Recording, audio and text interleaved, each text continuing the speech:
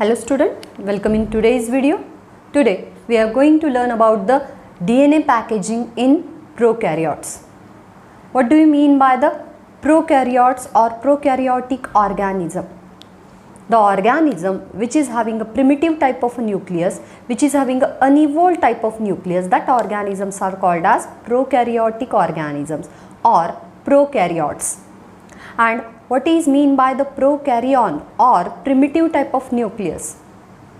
The organisms are broadly divided depending upon the number of cells. They are broadly divided into unicellular and multicellular organisms.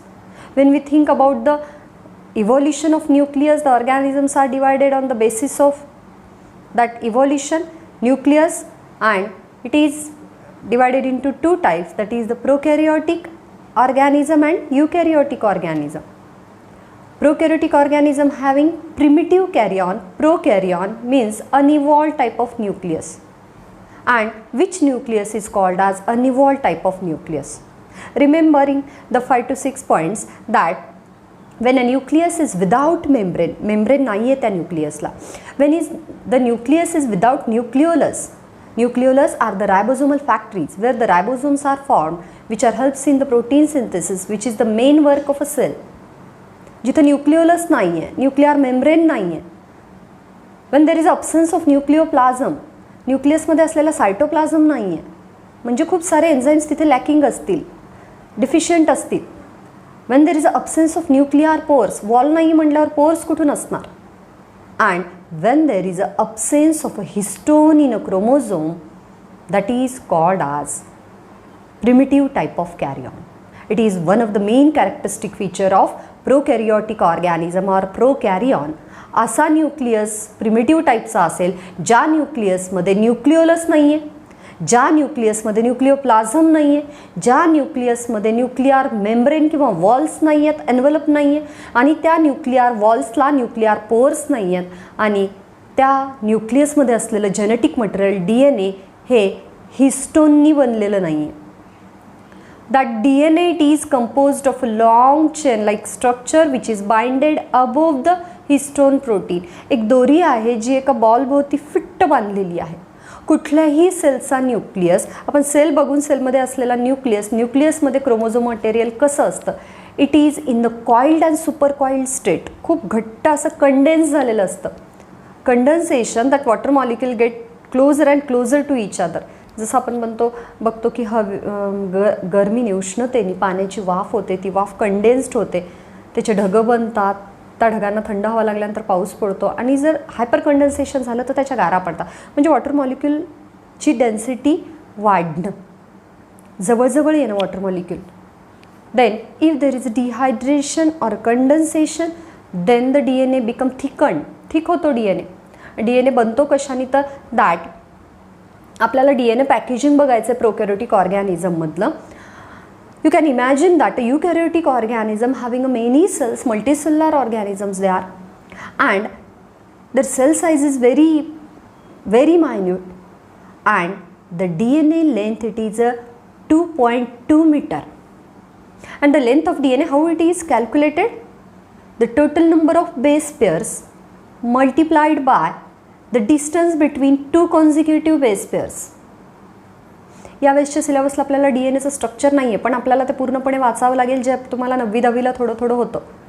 That how length of an DNA it is to be calculated, that total number of base pairs in an organism. That we are human beings, the eukaryotic developed evolved organism, we are having 3 billion base pairs. And the just organism that E. coli, when near about the 4.6 million base pairs E. coliमध्ये, आपल्यामध्ये 3 billion base pairs आहेत. Then the total number of base pairs, nitrogen base plus sugar plus the phosphate group, it is called as 1 nucleotide. How DNA made up of. आपण बघूया DNA कशाने बनतो. DNA it is made up of a long chain and histone protein. But that long thread like structure, it is made up of nucleotides. Many nucleotides, when they are linked together, it forms the DNA chain. But how the nucleotide get formed? Nucleotide, they are produced by the fusion of nitrogen base. Nitrogen base are of two types. Some are double ring compound, adenine and guanine. Some are single ring compound, cytosine and thymine. In case of RNA, it is uracil instead of thymine. That means some are double ring compound, some are single ring compound. They are called as nitrogen bases: adenine, guanine, cytosine, thymine. Then second one, that is the pentose sugar. In DNA it is a deoxyribose sugar. In the RNA it is an ribose sugar. The deoxyribose sugar, nitrogen base, and third one main is H3PO4, phosphoric acid. And in that phosphoric acid form is phosphate group. That means phosphate group, nitrogen bases, and that pentose deoxyribose sugar, these three components make the DNA. And how that DNA in eukaryotic cell, it is having a 2.2 meter length, and how it is possible to get fit in that smaller cell. आपली sale एवढी लहान असते त्याच्यात हा 2.2 मीटरचा DNA बसतो कसा? It get accommodated inside that smaller nucleus again. Cytoplasm cell membrane सोडली तर न्यूक्लियसची साईज खूप लहान आहे आणि त्याच्यामध्ये आपला DNA कसा बसतो? फिट बसतो. The nucleus perimeter size is circumference आपण न्यूक्लियसचा बघू. It is 10⁻⁻⁶ metre. And how that DNA get fulfilled, get condensed inside that nucleus. तेवढ्या न्यूक्लियसमध्ये तो बसतो कसा? तर that DNA get packed in either a eukaryotic nucleus or prokaryotic cell. It is get packed inside the cell by coiling, supercoiling, twisting and super twisting. Means आपण बघितलं की प्रोकॅरियोटिक organism म्हणजे काय, ज्यांचा न्यूक्लियस प्रिमिटिव्ह कॅरिऑनचा बनलेला आहे. प्रिमिटिव्ह म्हणजे खूप अनइव्हॉल्ड असलेला आणि कॅरिऑन म्हणजे न्यूक्लियस, ज्यांचा न्यूक्लियस खूप अनइव्हॉल्ड आहे, प्रिमिटिव्ह स्वरूपाचा आहे, ज्याची प्रगती झालेली नाही आहे अजून. न्यूक्लिअर मेम्ब्रेन नाही आहे, न्यूक्लिओलस नाही आहे, न्यूक्लिओप्लाझम नाही, न्यूक्लिअर पोर्स नाही आणि DNA हिस्टोन प्रोटीन नाही आहे. मग तो न्यूक्लियस, ती सेल कशी असेल? प्रोकॅरियोटिक सेल असेल. आणि अशा प्रोकॅरियोटिक सेलमध्ये DNA कसा पॅक होतो ते आपल्याला बघायचं आहे. युकॅरियोटिक सेलमधले DNA पॅकेजिंग आपण नंतरच्या व्हिडिओमध्ये बघूयात. दॅट बघा, DNA packed in a nucleus bye condensation, coiling and supercoiling. How get DNA packed in a smaller cell? It is get packed in a smaller cell size by coiling and supercoiling, that is by the condensation, removal of water molecule, dehydration, and that increasing in the density of a particular molecule called as a condensation. And that by the condensation, supercoiling and coiling, twisting and super twisting, खूप folds पडणं आणि जवळ येणं molecule, त्यामुळं DNA कसा न्यूक्लियसमध्ये packed होतो. Then you are know that prokaryotic organism having a many example like kingdom Monera member, they are just all bacteria. खूप सारे बॅक्टेरिया ज्यांना आपण प्रोकॅरियोटिक ऑर्गॅनिझम म्हणू. Suppose for example that is the E coli, इसेशिया coli. It is one of the bacteria. Size of prokaryotic cell, E. coli cell, it is 2 to 3 micron in length. Remember, इथे मी underline केलेलं नाही. When there is a name of a bacteria, name of a fungus, name of an organism is written, it is biologically written, it should be underlined properly. That when an E. coli cell, it is prokaryotic cell, it is having a 2 to 3 micron in length. त्याची length इतकी कमी आहे बघा, 2 to 3 micron. And how the DNA get packed, तिथे एक diagram दाखवलेला आहे. That first one diagram, that is unfolded chromosome, that is having the 350 micron in a diameter. When that unfolded chromosome undergoes folding, it forms 40 to near about 50 or 90 that loops, and it having a folded structure, and it shows now 30 micron in diameter. DNA जेव्हा fold होतो, super fold होतो, twist होतो, super twist होतो, त्याचे वेटोळे, त्याचे कॉइलिंग्स वाढत जातात, तेव्हा त्याची डायमीटर काय होते? कमी होते. जेव्हा एखादी गोष्ट आपण गुंडाळून ठेवतो, एखादी कपडा आहे ज्याला पसरून ठेवलं तर जास्त दिसेल, त्याला ट्विस्ट सुपर ट्विस्ट केलं तर कमी दिसतो. That it having a 30 micron in diameter when it is a folded and super folded. Finally, when there is a highly twisting takes place, it showed the supercoiled chromosome. That time it shows 2 micron in diameter. त्याची diameter नंतर 2 micron होते. By coiling and super coiling, by condensation, twisting and super twisting, that prokaryotic chromosome having 350 micron in diameter, that unfolded chromosome undergoes folding. It shows 30 micron diameter, and that diameter changes from 350 to 30, 30 to 2 micron. Only 2 micron diameter shows by a prokaryotic chromosome. Sometimes some DNA loops, RNA loops do not get folded. Then some parts showing unfolding and some parts showing folding in nature. That बघा, small circular nucleus without membrane, a prokaryotic nucleus.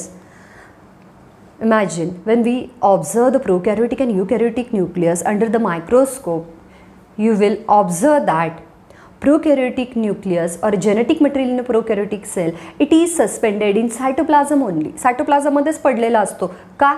तिथं membrane नाही आहे. Because the nuclear membrane lacking, that genetic material lacking the nuclear membrane, there is absence of nuclear membrane, nucleolus is absent, nucleoplasm is absent, that nuclear pores are absent, and there is absence of histone. These 5 things, when they are absent, that chromosomal material, it is of prokaryotic type.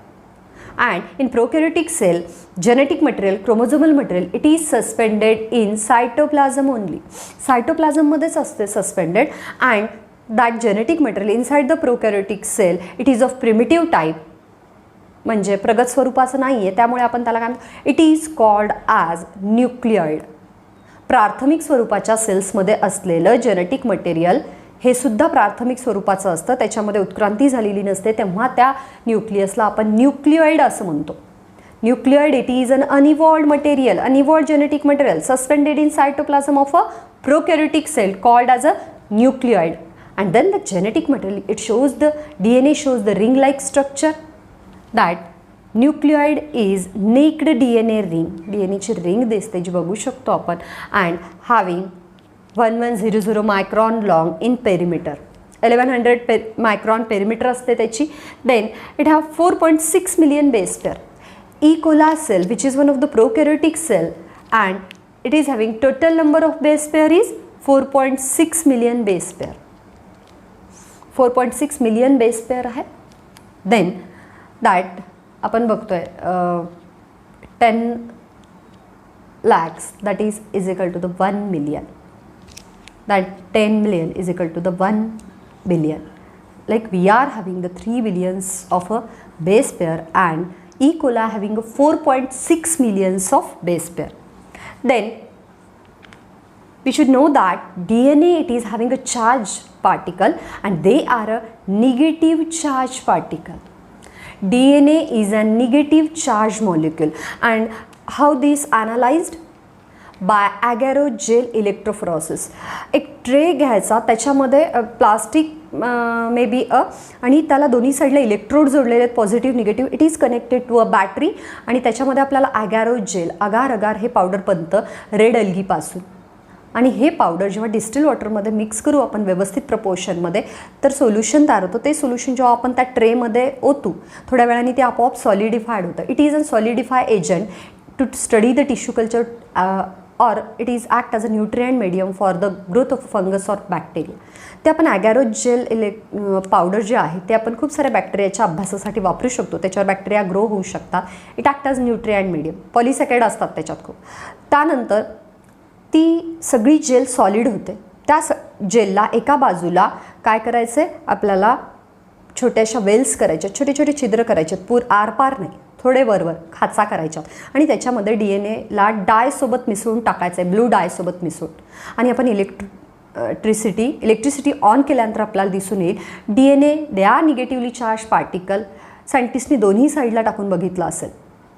But when they are run from the negative charge particle to positive, when they are run from towards the positively charged particle, that means they are repelled by the negatively charged particle. That means DNA itself having a negative charge on their structure. DNA, it is a negatively charged molecule, and it is folded upon. How? Every DNA in prokaryotic or eukaryotic cell, it is folded upon the protein molecule. DNA म्हणजेच डिऑक्सिरायबोज sugar, that nitrogen basis आणि phosphate group, न्यूक्लियोटाईडची माळ आहे DNA आणि ही न्यूक्लियोटाईडची माळ histone किंवा non हिस्टोनच्या molecule भोवती wrap केली जाते. समजा एखाद्या टोपल्यामध्ये, टोपले म्हणजे न्यूक्लियस जर कन्सिडर केलं, त्या टोपल्यामध्ये तुम्ही छोटे छोटे प्लास्टिकच्या बॉलवर एक छोटी दोरी चिटकवली आहे. पुन्हा एक बॉल घेतला, त्याच्यावर दोरी चिटकवली, थोडंसं दोरी ठेवली, पुन्हा एक बॉल घेतला, त्याच्यावर दोरी चिटकवली आणि असं सगळं तुम्ही फोल्डेड मटेरियल त्या टोपलीमध्ये ठेवलं आहे. आणि जेव्हा तुम्ही वरून त्या टोपलीला पाहाल, तुम्हाला बॉल्स दिसणार नाहीत, फक्त दोरी दिसेल. Just like that histones or non histones are not visible. फक्त त्याच्यावर अडकलेला आपल्याला काय दिसतोय, त्याच्यावर रॅप केलेला, पॅक केलेला DNA दिसतो तुम्हाला, फक्त गुंडाळलेला. तर DNA हा निगेटिव्हली चार्ज पार्टिकल असतो, तो पॉझिटिव्हली चार्ज हिस्टोन किंवा नॉन हिस्टोन प्रोटीन भोवती गुंडाळलेला असतो. एक तर हिस्टोन प्रोटीन असले तर काय समजायचं, ती युकॅरियोटिक सेल आहे, तो प्रगत न्यूक्लियस आहे. But if there is a non histone, which proteins are present in the prokaryotic organism? That is the polyamines. Negatively charged DNA, it is wrapped around the positively charged polyamines. Again, poly means many, amines means that NH3 group, and you know that amino acids or amino group makes the many type of amino acid which makes the many type of protein. That means polyamines, they are wrapped by the negatively charged DNA and makes the prokaryotic genetic material. आणि असं प्रोकॅरियोटिक genetic material त्याच सेलच्या सायटोप्लाझममध्ये पडलेलं असतं. By folding coiling size is reduced from 350 micron to 2 micron. बघा, जेव्हा DNAचा हा अनफोल्डेड क्रोमोझोम ज्याची डायमीटर 350 मायक्रॉन आहे, ई कोलायमध्ये, Escherichia coli, it is one of the prokaryotic bacteria which is having a life of just 20 minutes, 20 to 21 minutes. आणि तेव्हा DNA त्याचा काय होतो, त्याचं 350 मायक्रॉन लेंथची डायमीटर असते. फोल्ड होऊ लागली की 40 ते 50 लूप्स बनतात. खूप ट्विस्ट होतं ते एकमेकाभोवती. 30 मायक्रॉन डायमीटर होते आणि अजून ट्विस्ट झाल्या, अजून लूप्स कॉइलिंग, सुपर कॉइलिंग झालं की त्याची डायमीटर ही फक्त 2 मायक्रॉन राहते. आणि अशा तऱ्हेनं फोल्डिंग झालं आहे, कॉइलिंग झालं आहे की साईज 350 मायक्रॉन टू 2 मायक्रॉनपर्यंत काय होते, कमी होते, रिड्यूस्ड होते. Then which enzymes are helped to maintain that steady state of a supercoiling? That enzyme DNA gyrase and DNA topoisomerase, they are maintaining the supercoiling state of DNA steady in nature. त्याच अवस्थेत DNAला maintain करणं हे कुठल्या एन्झाईम्सद्वारे शक्य आहे, DNA gyrase आणि DNA टोपोआयसोमरेज.